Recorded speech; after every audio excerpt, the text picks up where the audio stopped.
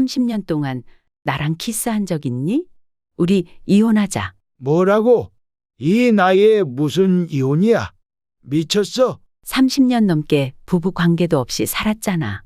우리는 이미 남남이나 다름없어. 그게 뭐가 중요해? 우리 나이에.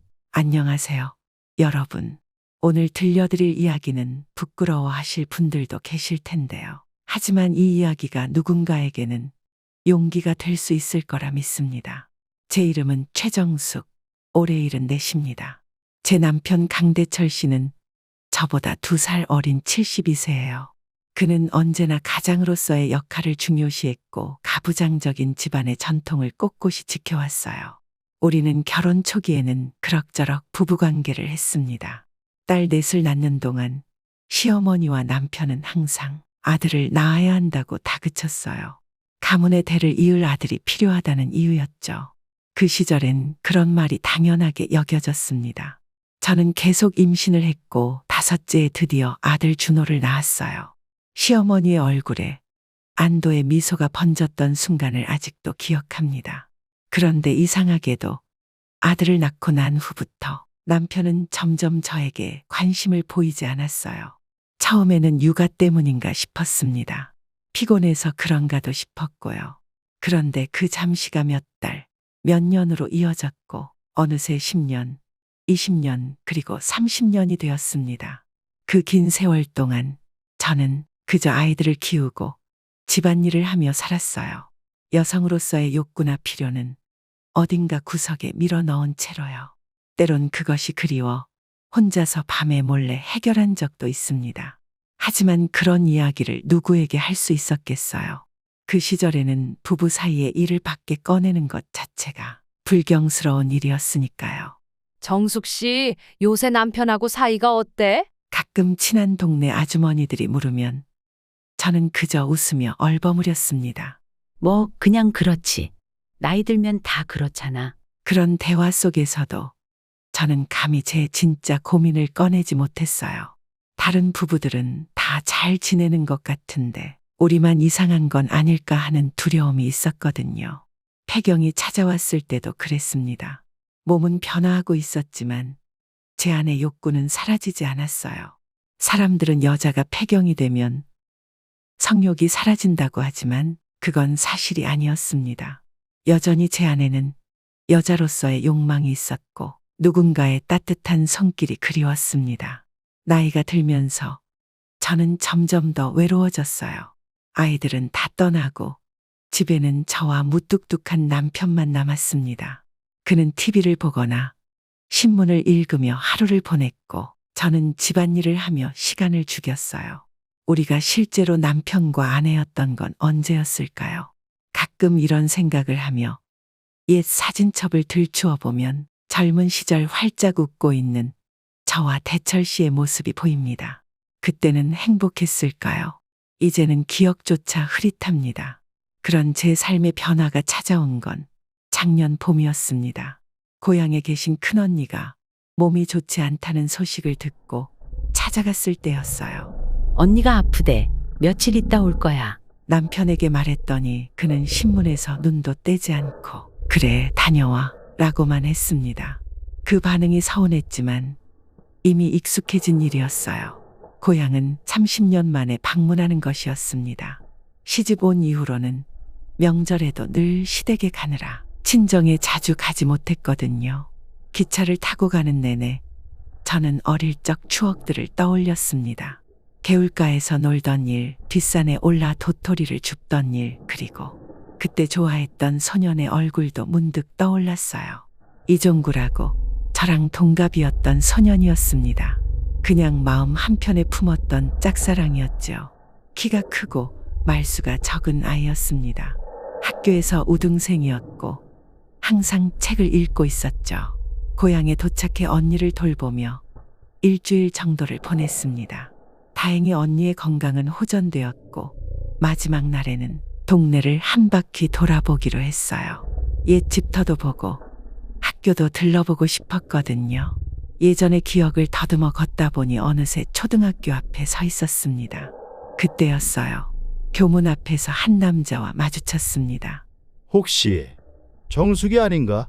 순간 숨이 멎는 듯 했어요. 그 목소리, 그 눈빛. 바로 제 첫사랑, 종구였습니다. 60년 가까이 흐른 세월 속에서도 그의 눈빛만은 여전했어요. 종구야, 맞지? 맞아, 정숙이 맞구나. 얼마나 오랜만이야. 우리는 그렇게 60년 만에 재회했습니다. 종구는 6년 전에 부인과 사별했다고 했어요. 두 아들이 있는데 모두 서울에서 살고 있고 그는 혼자 고향집을 지키고 있다고 했습니다. 그날 우리는 학교 근처 작은 다방에 앉아 몇 시간이고 이야기를 나눴어요. 어린 시절의 추억, 그동안의 삶, 가족 이야기까지 대화가 이어졌습니다. 정숙아, 넌 여전히 예쁘다. 그의 말에 저는 얼굴이 화끈거렸어요. 누군가에게 예쁘다는 말을 들은 건 정말 오랜만이었습니다. 남편에게서는 몇십 년 동안 그런 말을 들어본 적이 없었으니까요. 말도 안 되는 소리 하지 마. 이제 할머니라고. 내 눈에는 여전히 그때 그 정숙이야. 그 말을 듣는 순간 제 가슴 한편에서 따뜻한 무언가가 피어오르는 걸 느꼈어요. 나는 항상 정숙이 너를 좋아했어. 알고 있었니? 그 말에 저는 깜짝 놀랐어요. 정말? 나는 너를 좋아했었는데 한 번도 말 못했어. 우리는 서로를 바라보며 한참을 웃었습니다. 서로 모르는 채로 서로를 좋아했던 아이들. 60년이 지나서야 그 마음을 알게 된 우리. 그 순간만큼은 세월의 무게도 현실의 무게도 잠시 잊은 채 그저 두 마음이 만난 기쁨만이 있었어요.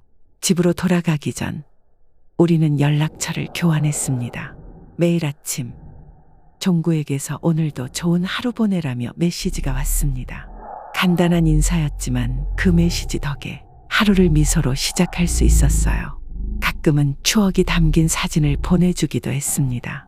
우리가 다녔던 학교의 현재 모습, 동네의 변한 풍경들, 그런 사진들을 보며 저는 점점 더 고향이 그리워졌어요.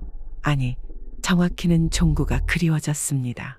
2달쯤 지났을 때 종구가 서울에 볼 일이 있다며 만나자고 했어요. 정숙아, 서울에 갈 일이 생겼어. 시간 되면 만날까? 제 가슴은 마치 소녀처럼 두근거렸습니다.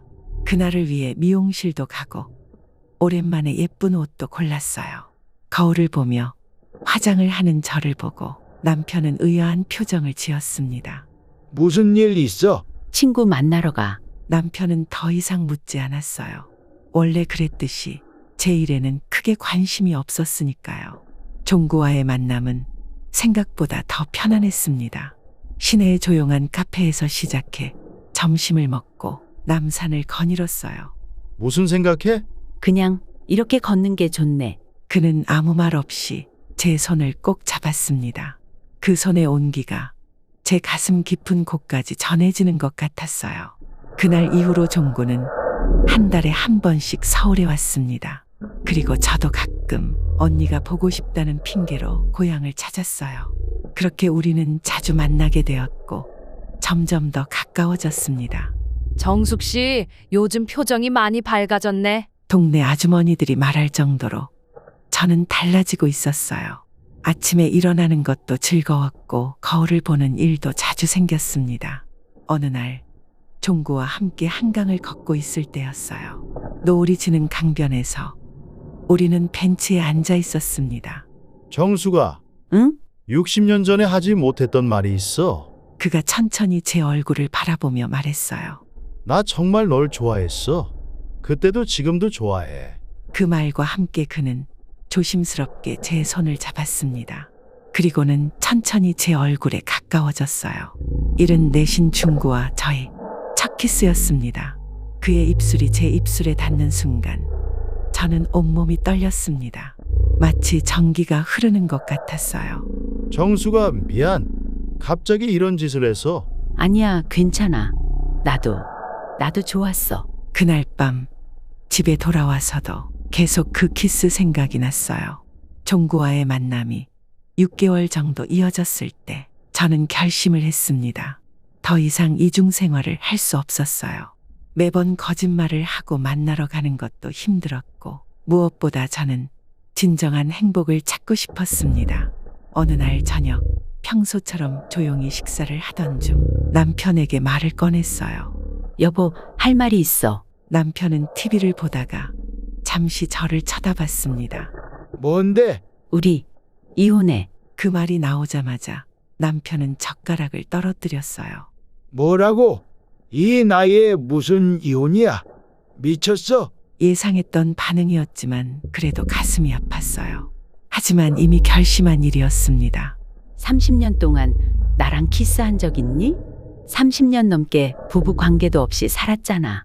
우리는 이미 남남이나 다름없어. 그게 뭐가 중요해? 우리 나이에 부부는 그런 것만으로 사는 게 아니잖아. 맞아. 하지만 대화도 관심도 사랑도 없었어.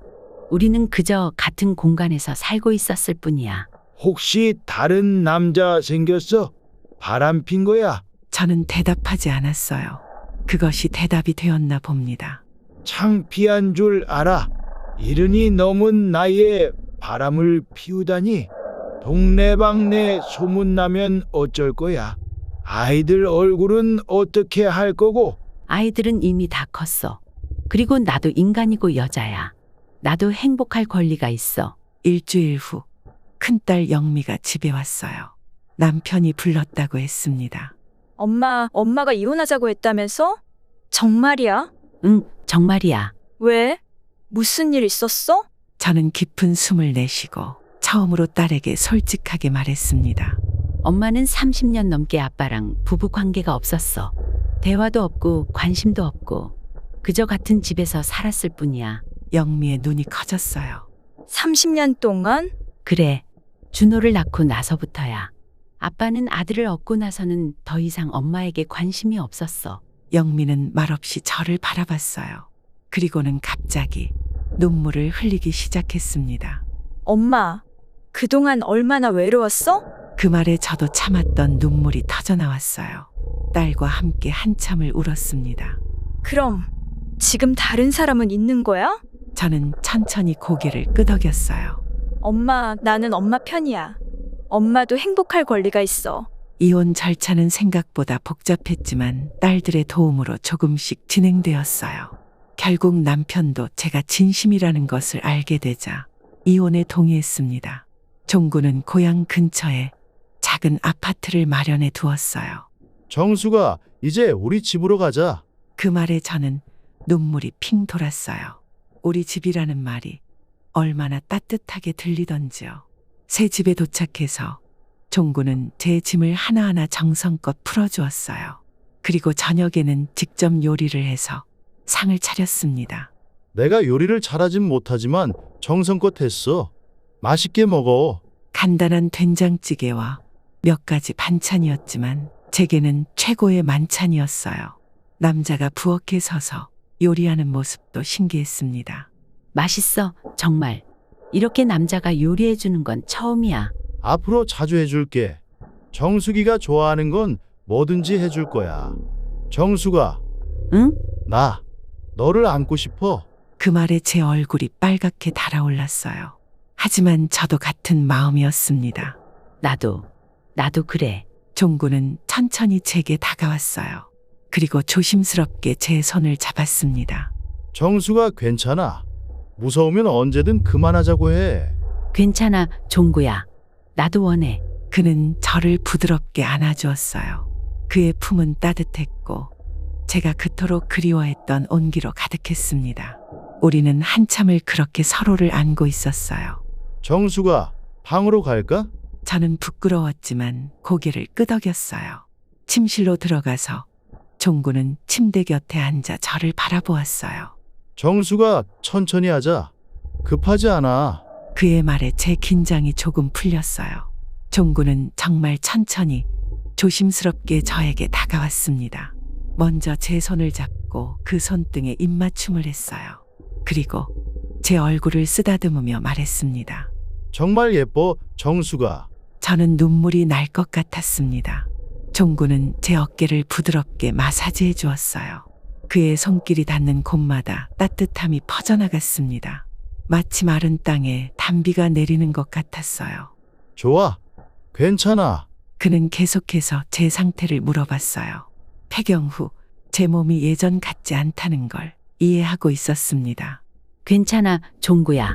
너무 좋아. 그날 밤 우리는 정말 조심스럽게 천천히 사랑을 나누었어요. 젊었을 때와는 다른 깊은 감정이 담긴 시간이었습니다. 서로를 배려하고 서로의 마음을 확인하며 하나가 되었습니다. 정수가 사랑해. 나도 사랑해, 종구야. 그의 품에 안겨 있을 때 저는 생각했어요. 이런 행복을 이제야 알게 되다니.